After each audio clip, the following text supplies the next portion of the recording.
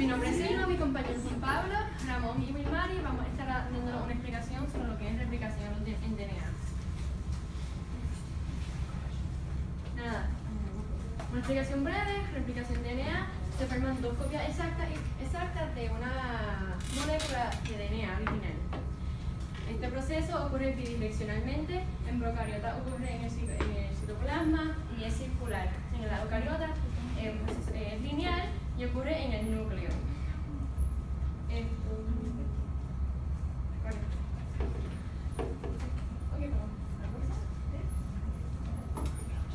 Ahora, una diferencia bien grande es que en procariotas hay un solo origen de replicación. En la eucariota hay múltiples orígenes de replicación. El motivo por esto es que en las procariotas el tenedor de replicación tiene un rate de 50.000 bases por minuto. En la eucariota tiene un rate de solamente 2.000 bases por minuto. Ahora, si la eucariota fuesen a tener un solo replication origin, tardaría un mes entero en hacer una replicación nada más.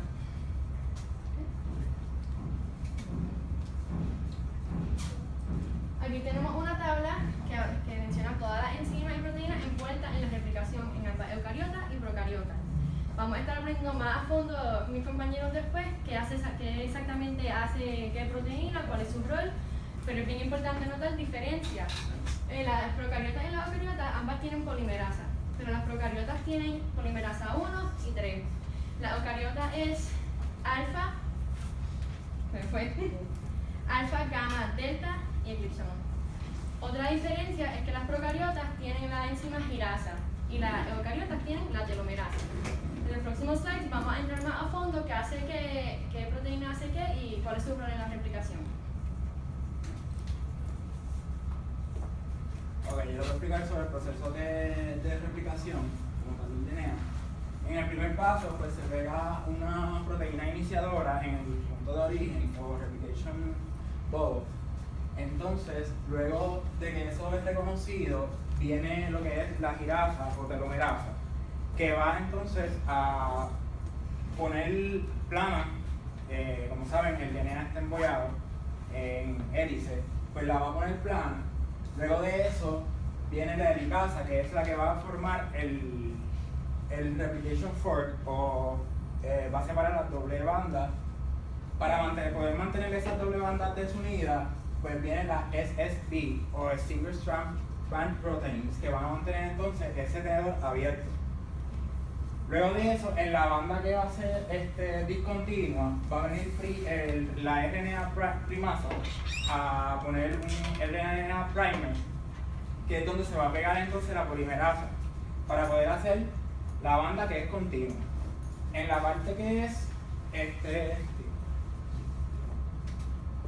en la banda que va a ser discontinua, va a haber las proteínas que se juntan, se van a llamar primosoma, que está primasa y la helicasa ahí juntas. Pues en la primasa va a colocar primers separados en la banda que va a ser discontinua. En esos primers, como se observa aquí, se va a pegar la DNA polimerasa. La polimerasa va a empezar a sintetizar los nucleótidos de DNA de primers a primers, entre medio. Esos segmentos se llaman los segmentos de Okazaki. Luego de eso, la polimerasa 1 va a funcionar también como una exonucleasa. Va a eliminar esa parte ahí de RNA, la va a sintetizar como DNA, y en el próximo paso se va a pegar la DNA ligasa, que es la que va a ligar todos los segmentos de Okazaki.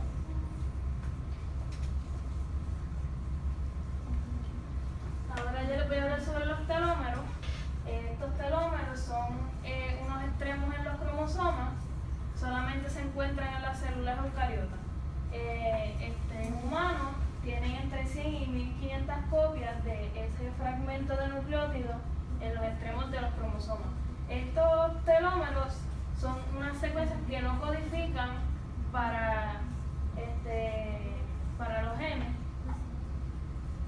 pero todo lo que se encargan es de proteger los extremos de los cromosomas para así no perder información genética importante.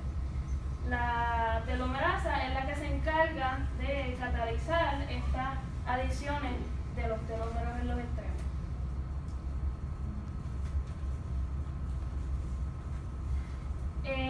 La síntesis, la replicación del DNA, como saben, pues no es algo perfecto, ocurren errores y por eso es que se hacen estos proofreading, que son errores que aproximadamente ocurren de 1 a cada 100.000 nucleótidos que se incorporan en la replicación.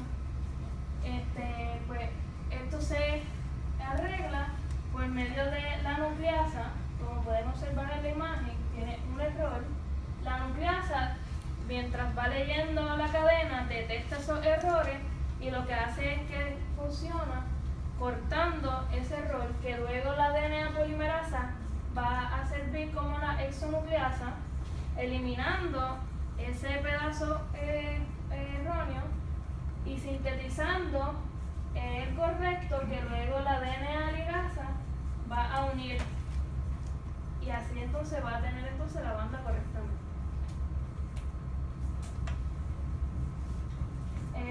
Existen 2 sistemas de reparación del DNA. Está el Derivative Persistent, que corrige el área dañada al revertir el daño. Un ejemplo de un daño que se arregla por este medio son los dímeros de timina. Estos dímeros de timina ocurren por exposición excesiva de rayos ultravioletas. Y está el Excision Reverse System, que corta el área dañada y se repara el espacio o gap por medio de la síntesis de DNA. Un ejemplo de que se repara por este medio es la depurinación o la deaminación.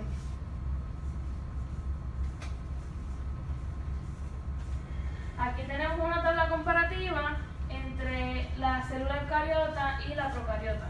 Como pueden observar, el eucariota, el DNA es lineal, como ya lo habían mencionado, y en procariota es circular